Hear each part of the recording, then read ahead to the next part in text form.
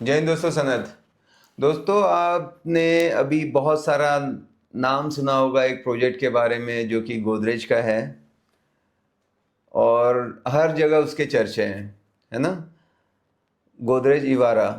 और काफ़ी आप लोगों के क्वेश्चन थे, किसी को लग रहा था कि अभी लॉन्च हो चुका है, महंगा है, किसी का और कुछ। तो सारे सवालों के आंसर देने के लिए गोदरेज से हमारे साथ हैं नमन बंसल। हाय। कैसे हो सर? First class. तो आज आप सारी चीज़ें बता दो क्योंकि अभी काफ़ी चीज़ें क्लियर हो चुकी हाँ है, जी, तो एक बार पूरा रिफ्रेश कर दो इस प्रोजेक्ट को। ठीक है। तो सर अगर हम सबसे पहले कोई भी हम प्रोजेक्ट की बात करते हैं तो सबसे मेन चीज़ आती है उसकी लोकेशन। हम्म। तो अगर हम लोकेशन की बात करें, हमें लोकेशन को किसी को इंट्रोड्यूस कराने की ज़रूरत नहीं है। खराड़ी में पंचशील टावर सबको पता है, यू बिल्कुल। विलास सबको पता है, और यू विलास के साथ बिल्कुल शेयरिंग वॉल, उसके राइट। बिल्कुल साथ वाला लैंड पार्सल गोदरेज का है, जहाँ पे हम गोदरेज आइवारा लेके आ रहे हैं। हम्म। टोटल हमारा 14 एकड़ का पूरा लैंड डील था, जिसमें हम 13 एकड़ डेवलप कर रहे हैं, और 13 एकड़ में टोटल 11 टावर आ रहे हैं। इस प्रोजेक्ट में मैं आपको टावर्स की बाद में बात करूंगा या कितने का एकड़ है। सबसे पहले चीज़ है जो हमारी यहाँ की यूएसपी है, वो है अपग्रेड लिविंग। अपग्रेड लिविंग में हम वहाँ पे आपको एक लाइफस्टाइल फोकस प्रोजेक्ट दे रहे हैं। यहाँ पे वो वाले सारे कस्टमर्स हैं जो एक अपना लाइफस्टाइल अपग्रेड करना चाहते हैं। तो उस चीज़ के ऊपर तो हमारा अमेनिटीज़ के ऊपर पूरा फोकस है। यहाँ पे मतलब जो एक मार्केट का पूरा सिनेरियो है कि आप एक अपार्टमेंट लेते हो और साथ में आपको टिक मार्क करने के लिए अमेनिटीज़ मिल जाती हैं, वो नहीं, हम आपको अमेनिटीज़ के साथ एक अपार्टमेंट दे रहे हैं। तो ओह। ये पावरफुल स्टेटमेंट है जिसमें मैं आपको बोल रहा हूँ। अगर मैं इस चीज़ को बोल भी रहा हूँ तो उस चीज़ को मैं जस्टिफाई करने के लिए उसके आगे पूरे पॉइंट्स भी आपको बताऊंगा। हम्म।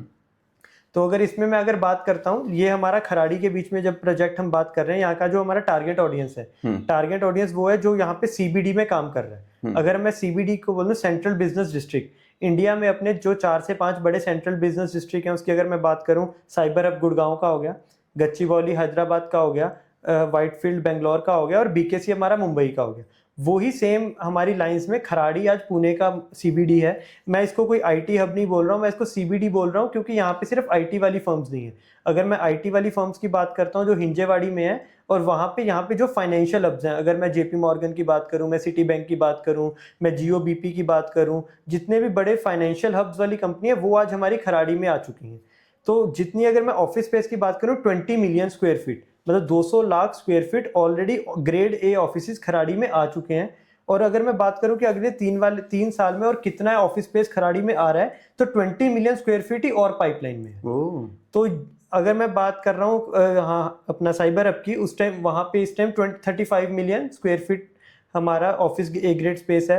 बीकेसी में 30 मिलियन स्क्वायर फीट है, अपना व्हाइटफील्ड में 40 मिलियन स्क्वायर फीट है। तो ये उनके कंपैरिजन में आ चुका है। तो यहाँ पे जो भी लोग हैं वो वर्क फ्रॉम होम वाले हैं, या फिर जिनका हाइब्रिड वर्किंग होता है कि हफ्ते में 2 बार ऑफिस जाना है, 3 दिन वर्क फ्रॉम होम करना है, तो बहुत सारा क्राउड है जिनको 2 BHK की रिक्वायरमेंट होती है, बट वो 3 में शिफ्ट होते हैं क्योंकि उन्हें एक ऑफिस के लिए रूम चाहिए, अपना मीटिंग्स लगाने के लिए रूम चाहिए। तो इस चीज़ को हमने सही करने के लिए अपने प्रोजेक्ट में हमारा 20,000 स्क्वायर फीट का बिजनेस सेंटर आ रहा है। मैं को वर्किंग स्पेस नहीं बोल रहा हूँ, बिजनेस सेंटर बोल रहा हूँ। 20,000 स्क्वायर फीट मतलब 250 से 300 आपके डेस्क लगे होंगे जहाँ पे आप बैठ के वाईफाई एनेबल्ड जोन में अपना काम कर सकते हो। तो वो प्रॉपर आपको एक ऑफिस इन्वायरमेंट दिया गया, वहाँ पे कॉन्फ्रेंस रूम अलग होगा, आपका खाना खाने का स्पेस अलग होगा। तो अगर आपका वर्क फ्रॉम होम है तो आपको अपने घर के बीच में ही वो पूरा ऑफिस इन्वायरमेंट मिल रहा है। अगर कोई कस्टमर है या कोई क्लाइंट है जो एक्चुअल में कोई एक स्टार्टअप में या छोटी कंपनी में काम कर रहा है, उसका एक्चुअल ऑफिस भी 20,000 स्क्वायर फीट का नहीं होगा जो आपको आपके प्रोजेक्ट में मिल रहा है। तो ये जो सारी अमेनिटीज हैं, बाकी जो आजकल डेवलपर्स हैं वो कोवर्किंग स्पेस 10 डेस्क लगा के अगर उसे कोवर्किंग स्पेस बोल रहे हैं, तो हम आपको वो जो अमेनिटीज दे रहे हैं वो टिक मार्क के लिए नहीं है, एक्चुअल अमेनिटीज जो यूज हो सकती हैं वो है। और टोटल जो हमारा 100,000 रीजंस, इसको हमारा 100,000 reasons to call Kharadi your home, तो उसका क्या रीजन है कि 100,000 मतलब 1 लाख, और 1 लाख स्क्वायर फीट की क्लब हाउस अमेनिटीज। तो 1 लाख स्क्वायर फीट की आपको टाउनशिप लेवल पे भी कोई अमेनिटीज नहीं मिलती जो आपको हम प्रोजेक्ट लेवल पे दे रहे हैं। उसमें हमने बाइफरकेट किया है कि जैसे 20,000 का हमारा बिजनेस सेंटर है, 10,000 का हमारा जिम है, 10,000 स्क्वायर फीट का सिर्फ जिम। मतलब अगर मैं इसको कंपेयर करने की बात करूं तो जो हम कल्ट और गोल्ड जिम की फ्रेंचाइजी लेने जाते हैं तो 5,000 स्क्वायर फीट पे हमें पूरी फ्रेंचाइजी मिल जाती है। तो उससे बिल्कुल 2x का हमारा सिर्फ जिम है जो हमारे प्रोजेक्ट के बीच में होगा। उसके बाद अगर मैं कैफे की बात करूं, मेडिटेरियन थीम पे हमारा 8,000 स्क्वायर फीट का कैफे आ रहा है, जो कि अगर वीकेंड वाइब्स के लिए अगर किसी कस्टमर को बाहर जाना पड़ रहा है तो वो अपने सोसाइटी के बीच में ही 8,000 स्क्वायर फीट कैफे, मतलब अगर एक एवरेज जो स्टारबक्स होता है वो 800 स्क्वायर फीट का होता है, एक एवरेज स्टारबक्स से 10x बड़ा कैफ़े आपके प्रोजेक्ट के बीच में है। तो ये जो सारी अमेनिटीज़ हैं, ये आपका एक लाइफस्टाइल अपग्रेड कर रही हैं और ऑल लिविंग के ऑल तरह के कस्टमर्स के लिए हम वहाँ पे आ रहे हैं। अगर मैं 13 एकड़ का हम लैंड डेवलप कर रहे हैं, उसमें सिर्फ 6 एकड़ हमारा ओपन स्पेस है। आप आसपास के कोई प्रोजेक्ट देख लो, खराड़ी में कितने ही प्रोजेक्ट हैं जो 4 से 5 एकड़ में पूरा प्रोजेक्ट बन जाता है, जितना हम सिर्फ ओपन स्पेस दे रहे हैं। अगर हम इसमें बात करेंगे कि हम जैसे छोटे होते हमने ओवल मैदान में, बड़े मैदान में क्रिकेट खेला होगा या कोई फंक्शन किया होगा, तो वो चीज़ आज के टाइम पे जब हाई राइज बिल्डिंग्स आ रही हैं तो वो चीज़ बिल्कुल मिसिंग हो रही है। खराड़ी जैसी जगह पे आपके प्रोजेक्ट में आपको ऑलमोस्ट 1 एकड़ का ओपन स्पेस मिल रहा है, जो कि ओवल मैदान है, जहाँ पे आप क्रिकेट खेल सकते हो। फॉरेस्ट लॉन्च बना हुआ है, तो आपके एल्डरली पेरेंट्स, छोटे बच्चे वहाँ पे वॉक कर सकते हैं। तो वहाँ पे अगर कल को हमारा कोई फंक्शन होता है तो हम बड़ा फंक्शन कर सकते हैं। तो ये सारी चीज़ें, जो ये सारी मेन चीज़ें हमारे प्रोजेक्ट के बीच में आपको हम अमेनिटीज़ में दे रहे हैं। तो इस सारी चीज़ों से जो मैं बोल रहा हूँ कि अपग्रेडेड लाइफस्टाइल है, वो एक्चुअल में आपका लाइफस्टाइल अपग्रेड होगा इस प्रोजेक्ट में जब आप शिफ्ट करोगे। ओके। एक चीज नई मैंने देखी पर कि Guinness world world record record. कुछ, हाँ जी। मतलब वो क्या है? तो अभी जैसे हम देखते हैं तो हमने बहुत सारी चीज़ों का सुना होगा कि गिनीज वर्ल्ड रिकॉर्ड बना, कि ये जो वर्ल्ड में कभी आज तक किसी ने नहीं किया था। तो जो ये करेक्ट। हमारा प्रोजेक्ट है, ये एक रिकॉर्ड होल्डर है, गिनीज वर्ल्ड रिकॉर्ड में हमने इसका नाम आया है। इसमें एक टाइम पे 1000 इन्फ्लुएंसर्स लाइव हुए थे इस प्रोजेक्ट के बारे में बताने के लिए। तो आज तक पूरे वर्ल्ड में ये चीज़ किसी ने नहीं किया कि 1 घंटे में इतने इन्फ्लुएंसर्स ऑनलाइन आके हमारे प्रोजेक्ट के बारे में बात करें, जिसमें हमारी रीच बहुत अच्छी बढ़ी और हर कस्टमर को, हर टारगेट ऑडियंस को हम बता सकें कि गोदरेज एक नई चीज़ क्या लेके आया है मार्केट में। तो ये हमारा एक मूव था जिसमें हमें Guinness world book of record में हमने रिकॉर्ड किया। गोदरेज आईवारा को वहाँ पे एक प्रॉपर टीम आई थी जिन्होंने हमें ये रिकॉर्ड हैंड ओवर किया है। तो ये रिकॉर्ड हमारा था कि इससे पहले एक दुबई का था जिन्होंने 750 इन्फ्लुएंसर्स का रिकॉर्ड बनाया था।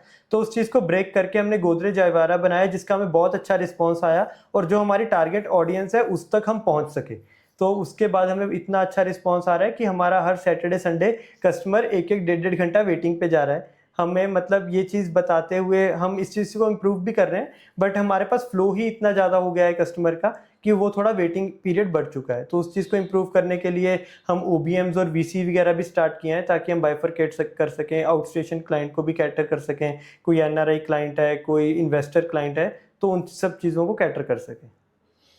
अच्छा, एक क्वेश्चन आता है कि क्या ये टाउनशिप का पार्ट है या नहीं? तो अगर हम इसमें बात करें, ऑन पेपर ये आपका टाउनशिप का पार्ट रहेगा, लीगली ये टाउनशिप का पार्ट है। बट अगर हम लोकेशन वाइज बात करें, ये टाउनशिप के बाहर है। जो हमारी टाउनशिप है वो हमारा एक जो वीटीपी का प्रोजेक्ट है, वहाँ से टाउनशिप आगे से स्टार्ट होती है। बट हमारा ये उस प्रोजेक्ट से पहले है, यू विलास के साथ हमारी शेयरिंग वॉल है। लीगली होने का ये बेनिफिट है कि कस्टमर को जब यहाँ पे कोई फ्लैट खरीदेगा, उसे स्टैम्प ड्यूटी आधी देनी पड़ेगी, तो वो वैसा ही होगा। तो लीगली ये टाउनशिप का पार्ट है, बट ऐसा कुछ नहीं है कि आपकी जो ये अमेनिटीज़ हैं ये टाउनशिप वाले यूज़ कर सकते हैं। जितनी भी मैंने आपको अमेनिटीज़ बताई, ये सारी टाउनशिप का पार्ट नहीं है, ये आपके प्रोजेक्ट का पार्ट है। आप टाउनशिप की अमेनिटीज़, जो कॉमन अमेनिटीज़ हैं, वो यूज़ कर सकते हैं, बट आपके प्रोजेक्ट की अमेनिटीज़ कोई भी और टाउनशिप वाला प्रोजेक्ट नहीं यूज़ कर सकता। It is exclusively for the people residing in Godrej आईवारा ओनली। ओके। अब नेक्स्ट जो चीज़ें हुई हैं वो है कि महंगा है। तो सर उसकी एक हमारे पास जस्टिफिकेशन है। एक तो जो गोदरेज एज अ बिल्डर जब किसी प्रोजेक्ट में आता है, तो अगर हम कोई चीज़ प्रोवाइड कर रहे हैं, हर एक बिल्डर आपको बता देता है कि हम ये वाली चीज़ है, ये हम सैंपल फ्लैट हर बिल्डर आपको दिखाता है जब क्लाइंट कोई बुक करने जाता है। तो घर आपका बाहर से कैसा दिखेगा, उसका इंटीरियर कैसा होगा, एक्सटीरियर कैसा होगा, वो आपको सब बिल्डर बता देते हैं। बट आपको कोई बिल्डर बताता है कि आपके घर के अंदर क्या जा रहा है। तो उस चीज़ पे गोदरेज एक बात करता है। अगर मैं स्टील की बात करूं, 2 तरह की स्टील होती है, प्राइमरी स्टील, सेकेंडरी स्टील। तो आज बड़े से बड़ा बिल्डर भी सेकेंडरी स्टील यूज़ कर रहा है। हमारा चाहे कोई अफोर्डेबल प्रोजेक्ट है, चाहे लग्जरी है, चाहे ऊबर लग्जरी है, कोई भी प्रोजेक्ट है, उसमें हमेशा प्राइमरी स्टील यूज़ होती है, जहाँ पे हमारी कॉस्टिंग थोड़ी बढ़ जाती है। उसके अलावा जब हम बात करते हैं कि ग्रेडिंग, सीमेंट की जो ग्रेडिंग होती है, वो नॉर्मल जो रेरा के अकॉर्डिंग अप्रूव्ड है, M30 सीमेंट हम यूज़ कर सकते हैं। बट गोदरेज अपने हर प्रोजेक्ट में M35 यूज़ करते हैं, जो कि ब्रिजेस में या फिर बड़े किसी प्रोजेक्ट्स में, गवर्नमेंट प्रोजेक्ट्स में यूज़ होती है, जहाँ पे गवर्नमेंट की एक एक्स्ट्रा स्ट्रेंथ की ज़रूरत होती है। तो अगर हम नॉर्मल रेजिडेंशियल बिल्डिंग में भी M35 यूज़ कर रहे हैं, तो उसकी जो अर्थक्वेक रेजिस्टेंस है वो बढ़ जाती है। और अगर मैं वाटर प्रूफिंग की बात करूं, वॉशरूम्स में हर एक बिल्डर 1.5 मीटर तक हमें वाटर प्रूफिंग दे रहा है, गोदरेज उसको 3 मीटर तक देता है।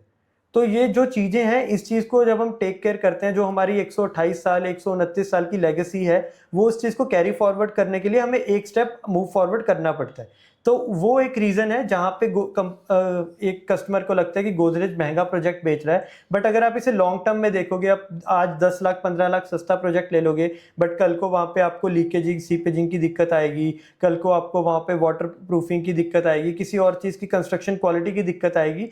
तो मैं ये सोचता हूँ कि अगर आप एक घर ले रहे हैं तो वो उसकी 20-25 साल एटलीस्ट एक जनरेशन की लाइफ होती है। तो एटलीस्ट नेक्स्ट जनरेशन ही सोचती है कि हमने घर चेंज करना है। तो अगर आप एक जनरेशन में देख रहे हो, उस हिसाब से अगर मैं आरओआई की बात करें कि हमारे इतने साल में कितने पैसे एक्स्ट्रा जा रहे हैं, तो मैं कहूँगा कि गोदरेज से सस्ता कोई घर ही नहीं दे रहा है। तो वो एक कैलकुलेशन है, वो एक चीज़ है जो हमें अपने कस्टमर को बतानी होती है। तो वो चीज़ हम बहुत प्राउडली बताते भी हैं कि हमारा, अगर हम कोई कस्टमर हमें बोलता है कि हम महंगा है, तो हम महंगा नहीं, हम उसे वैल्यू प्रोपोजिशन दे रहे हैं सर उस चीज़ की। ओके। और एक चीज़ आई है कि हाई डेंसिटी प्रोजेक्ट है ये। हाँ जी। अब अगर अगर मैं आपको डेंसिटी का मतलब बताता हूँ, पहले हम इसको थोड़ा ब्रेक करते हैं, फिर उसके ऊपर जाते हैं। डेंसिटी का एक नॉर्मल सा मतलब होता है कि एक पर्टिकुलर एरिया में कितने फ्लैट्स वहाँ पे आ रहे हैं। तो एक डेंसिटी से मतलब क्या फ़र्क पड़ता है एक कस्टमर को, कि वो कितना क्राउडेड होगा, वहाँ की जो ओपन स्पेस होएगी वहाँ पे वो जाएगा तो उससे बहुत लोग मिलेंगे, वो अमेनिटी यूज़ करने जाएगा तो उसको यूज़ करने का मौका नहीं मिलेगा। ये एक कंसर्न होता है कि जब एक हाई डेंसिटी प्रोजेक्ट होता है। बट अगर मैं इसमें बताऊं, हमारा इसमें 13 एकड़ में से मोर देन 50% ओपन स्पेस है। मेरा 6 एकड़ की सिर्फ लैंडस्केपिंग है। मेरा जो सिर्फ बीच में पोडियम है, 3.5 एकड़ का पोडियम है जहाँ पे नो व्हीकुलर जोन है, और वो हमारा सिर्फ अमेनिटी जोन है जहाँ पे क्लब के लोग, यहाँ पे रेजिडेंट्स वॉक कर सकते हैं। तो उस चीज़ को अगर मैं बात करता हूँ, ये सारी हमारी वर्टिकल डेंसिटी है। अगर एंड ऑफ द डे आपका एक विंग में सिर्फ 4 फ्लैट है, एक टावर में मेरे 2 विंग हैं, और अगर मैं प्रीमियम में जाता हूँ तो वो सिर्फ 4 से 5 फ्लैट है मेरे एक फ्लोर पे ही। अगर मैं नॉर्मल 2 और 3 बीएचके में भी जा रहा हूँ, आपका घर है, घर के बाहर आपको जितनी ओपन, मैं जितनी डेंसिटी जो हमें कैलकुलेट करनी होती है वो हमें ओपन स्पेस से कैलकुलेट करनी होती है। तो कल को अगर आप जो ये वर्टिकल डेंसिटी में आप जा भी रहे हैं, जो भी हमारी ओपन स्पेस है वो आज भी मोर देन पूरे प्रोजेक्ट से ज़्यादा है। अगर मेरे कंपटीशन में जितने प्रोजेक्ट हैं, उनका जितना पूरा स्पेस है उससे ज़्यादा ओपन स्पेस है, और अगर डेंसिटी ज़्यादा है भी है, वो ओपन स्पेस से कंपेयर होती है। आप ये मत देखिए कि हमने जो डेवलप किया है 5 एकड़ में, 5 एकड़ में हमने इतने फ्लैट्स बनाए हैं, वो पूरे लैंड पार्सल से डिवाइड करें। अगर मेरा 13 एकड़ का लैंड पार्सल है, उसमें मेरा कितने % ओपन स्पेस है जो कि यूज हो रहा है, क्योंकि end of the day density वहीं पे मैटर करती है कि क्लाइंट जाके, कस्टमर जाके अपना ओपन स्पेस यूज कर रहा है, एंड वो ओपन स्पेस जब मोर देन 50% है, तो हाउ वी कैन से कि वो प्रोजेक्ट बहुत ज़्यादा डेंस्ड है। अगर वो हमारे फ्लोर्स ज़्यादा हैं, हम 37-38 फ्लोर तक बना रहे हैं, but how does that matter to a customer कि जब हम उसे ओपन स्पेस 50% से ज़्यादा दे रहे हैं। एंड ऑफ द डे अगर मैं अपना ऑफिस स्पेस की बात करूं, बिजनेस सेंटर की बात करूं, जो कि 20,000 स्क्वायर फीट का है, आप ऐसे कंपेयर करिए कि पर स्क्वायर फीट आपको कितनी अमेनिटीज मिल रही हैं। अगर एक कस्टमर आज जाके जहाँ पे लो डेंसिटी है, बट उसकी अमेनिटीज ही सिर्फ 20,000 स्क्वायर फीट की हैं, जितने का हमारा सिर्फ बिजनेस सेंटर है, तो वो चीज़ है जहाँ पे हमने डेंसिटी कैलकुलेट करनी होती है। तो डेंसिटी ज़्यादा होने से सिर्फ कस्टमर का ये डाउट होता है कि वो अमेनिटीज़ उतने अच्छे तरीके से यूज़ नहीं कर पाएगा, बट उस चीज़ को टैकल करने के लिए हमने अमेनिटीज़ उस लेवल की दी हैं, उस स्केल की दी हैं, ताकि वो डेंसिटी को कवर अप कर सके। और उसके अलावा अगर हम बात करते हैं, तो जब डेंसिटी ज़्यादा होती है, गोदरेज एक कम्युनिटी बिल्डिंग करता है।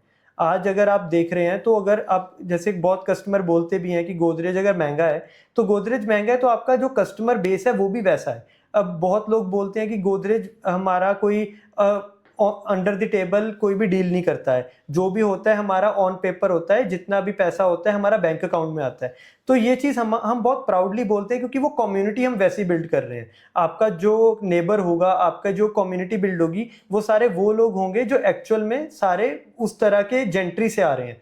तो जो एक जेंट्री, एक कम्युनिटी गोदरेज की सोसाइटी में बिल्डअप होती है, वो किसी भी लोकल डेवलपर में नहीं होगी। चाहे वहां भी 3 करोड़ का फ्लैट है, चाहे गोदरेज में भी 3 करोड़ का फ्लैट है, but the difference between gentry people buying a 3 crore flat in a Godrej properties is very different between the people buying same 3 crore flat in local builder.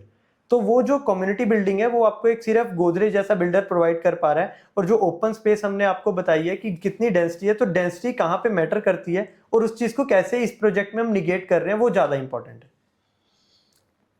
मैंने ये सारी बातें एक बार आपको याद हो तो सब समझी थी और मैंने अपना एक वीडियो बना दिया कि लोगों को ये चीज़ क्लियर करने के लिए, तो हाँ हमको जी। काफ़ी कमेंट आ गए। हुँ, उन्होंने कहा कि भाई आपने पैसे ले रखे हैं क्या, आप इतना बता रहे हो। हुँ, गोदरेज केवल मार्केटिंग में नंबर 1 है, हुँ, लेकिन डिलीवरी के बाद मतलब बेंगलुरु में देखो कंप्लेन है, गुरुग्राम में कंप्लेन है, हुँ, डिले भी हैं, आप एकदम ब्लाइंड ट्रस्ट करके आप कैसे बोल सकते हो? तो हुँ। क्या कहोगे आप इस पे? तो सर उसमें जो हमारे चीज़ें हैं, डिले हैं, किसी चीज़ किसी प्रोजेक्ट में गुड़गाँव में या पुणे में अगर कोई हमसे गलती हुई है, हम इतना बड़ा ब्रांड है कि हम उस चीज़ को एक्सेप्ट करते हैं। मैं ये नहीं कह रहा हूँ कि गोदरेज के प्रोजेक्ट्स के साथ पहले पिछले टाइम में कोई दिक्कत नहीं थी।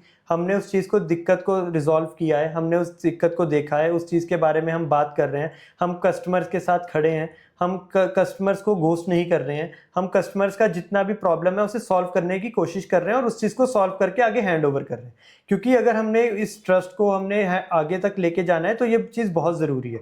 और उस चीज़ को निगेट करने के लिए जो भी हमारा था कि जेवी में हमारे प्रोजेक्ट्स आते थे वो बिल्कुल बंद हो चुके हैं। अभी आप जितने भी हमारे नए प्रोजेक्ट देखोगे जिस वजह से हमारा डिले का या आगे किसी चीज़ में दिक्कत आती थी, तो हमारे कोई भी प्रोजेक्ट अब जेवी में नहीं है। Land fully owned by Godrej, construction fully responsible by Godrej, everything is done by Godrej only. तो किसी थर्ड पार्टी की इंटरवेंशन नहीं है जिससे आगे आने वाले प्रोजेक्ट में ऐसी कोई भी दिक्कतें नहीं आएंगी। तो और 2021-22 में हमारी जो सस्टेनेबिलिटी और क्वालिटी को लेके बहुत सारे एक ऑडिट्स बैठे थे और उसमें हमारी क्वालिटी टीम इतनी ज़्यादा स्ट्रांग हो चुकी है कि अब आज के टाइम पे कंस्ट्रक्शन क्वालिटी को लेके या डिलेज को लेके किसी भी चीज़ को मैं आपको ये इंश्योर कर सकता हूँ कि आने वाले जो भी हमारे प्रोजेक्ट लॉन्च हो रहे हैं या जो भी हमारे प्रोजेक्ट अभी नियरिंग पोजेशन है, किसी में भी कोई दिक्कत ऐसी नहीं आई। अगर कोई गलती हुई है उस चीज़ को एक्सेप्ट करके उस चीज़ को रेक्टिफाई करना इज़ ऑल अबाउट एक बड़े ब्रांड का काम होता है और हम वो कर रहे हैं। नहीं, यही वजह है कि आप लोग इंडिया में टॉप पर हैं पिछले 2 सालों से, हाँ तो जी, मैंने देखा था। और एग्ज़ैक्टली। हर क्वार्टरली आपका एक ना एक लॉन्च रहता ही है। अभी रहता भी है। वेस्ट में कुछ लैंड एक्वायर किया है। लैंड एक्वायर किया है, हमारा प्लॉटिंग बहुत जल्दी एक और रायपुर में आने वाला है और कैलकाटा में, अहमदाबाद में हमारे आने वाले बहुत लॉन्च हैं जो हमारे सिर्फ वी ज़ोन के लॉन्च आने वाले हैं। पुणे में भी जो अपर खराड़ी में भी आपके बोर्ड वोर्ड लगे हुए हाँ हैं, जी, हाँ, वहाँ पे उसका क्या सीन है? उसमें भी हमारा जल्दी उसके बारे में भी आपको डिटेल्स देंगे। वो भी एक नया बहुत अच्छा, बहुत प्राइम लोकेशन पे हमारा लैंड पार्सल है, जिसको आने वाले टाइम पे हम लॉन्च करेंगे। बहुत बढ़िया। तो दोस्तों, आइवारा के बारे में आप लोगों ने जब भी कुछ पूछा था, मेन सवाल मैंने सारे कवर कर लिए हैं। दोनों पक्ष मैंने रख दिए, जज आप करिए। और ज़्यादा अगर आपको और इन्फॉर्मेशन चाहिए तो मेरा नंबर है 8888 588 288। जाते जाते नमन, जो जैसे कल ही था मेरे पास एक 2 करोड़ 19 लाख का था शायद 3 BHK। हुँ, तो वो जानने में बड़े ये थे कि कितने तक हो जाएगा सनत जब अलॉटमेंट पे हुँ, बैठेंगे अक्रॉस द हुँ। टेबल। तो कुछ हिंट अगर आप दे सको। सर, इसके हमने अलॉटमेंट प्राइस ओपन कर दिए हैं। मैं मतलब आपको एग्ज़ैक्ट प्राइसिंग भी वीडियो पे नहीं, बट मैं आपको ये कहूँगा कि अगर कोई क्लाइंट हमारे पास साइट पे आ रहा है, हम उसे पूरी क्लैरिटी के साथ बता सकते हैं कि इतना हमारा डिस्काउंट है और हम पूरा सपोर्ट करेंगे उस चीज़ में। कोई चाहे आपके रेफ़रेंस से आएगा तो उससे में हम पूरा रिस्पॉन्स उसको सपोर्ट करेंगे कि इतना आपका अलॉटमेंट डिस्काउंट है, बट वो अलॉटमेंट डिस्काउंट सिर्फ़ ईओआई कस्टमर्स के लिए रहता है। ईओआई की अगर हम बात करें एक्सप्रेशन ऑफ इंटरेस्ट, जो कि हम 2 BHK का 2 लाख, 3 BHK का 3 लाख एंड 4 BHK का 4 लाख रुपीज़ ले रहे हैं। जिस भी कस्टमर ने वो ईओआई डिस्काउंट देंगे उन्हें हम पूरी क्लैरिटी, वो हमारे साइट पे विजिट करें, वो हमारे साथ वीसी शेड्यूल करें। अगर वो पुणे में नहीं आ सकते, हम उनके घर ओबीएम जाके कर सकते हैं। कोई आउट स्टेशन क्लाइंट है, कोई एनआरआई क्लाइंट है, उनको हम वीसी पे कनेक्ट करके इस चीज़ की पूरी क्लैरिटी देने की मेरी रिस्पॉन्सिबिलिटी है। आपको वो डिटेल देंगे, उनकी हम साइट विजिट शेड्यूल करवाएंगे और जितना भी डिस्काउंट मैक्सिमम हो सकता है उसकी पूरी क्लैरिटी हम आपको एक पर्सनल उस पे मीटिंग पे आके पूरी क्लैरिटी देंगे। बहुत बढ़िया। तो दोस्तों, मैं तो ये कहूँगा कि जो भी आप डिसीजन लें, प्रॉपर इंफॉर्मेशन लेके लें, get convince yourself first. NRI की अलग से इनकी टीम है, अलग अलग स्टेटों में काम कर रहे हैं। और मेरे ख्याल से एक बार आपको वीसी या अगर आप आके विजिट कर सकें, क्योंकि अभी सब तैयार हो गया है, सैंपल फ्लैट भी तैयार सैंपल है। फ्लैट हमारे पास रेडी है, स्केल मॉडल रेडी है, पूरे लेआउट्स, फ्लोर प्लान सब कुछ हमारे पास रेडी है। हमारा मार्च 3rd वीक में अलॉटमेंट है, उससे पहले हमारा ईओआई विंडो ओपन है। जिसने भी ईओआई देना है, most welcome to our site और we can reach us through VC और any OBM, anything is welcome. Great. Price का एक ये भी कंसर्न था कि देखो लैंड पार्सल के वहाँ के रेट, कल मैं यू विलास की बात कर रहा था तो 15,000 लैंड का भाव है वहाँ पर। पर स्क्वायर फीट। अब कंस्ट्रक्शन करने के बाद कितना हो जाता है, तो काफ़ी चीज़ें, दोनों चीज़ों को समझ के, लोकेशन तो भाई बस गजब का है मतलब। तो देखिए आप लोग और कमेंट करिए अगर और कुछ इन्फॉर्मेशन चाहिए। With this we have done. Thank you Naman. Thank you sir. Thank you.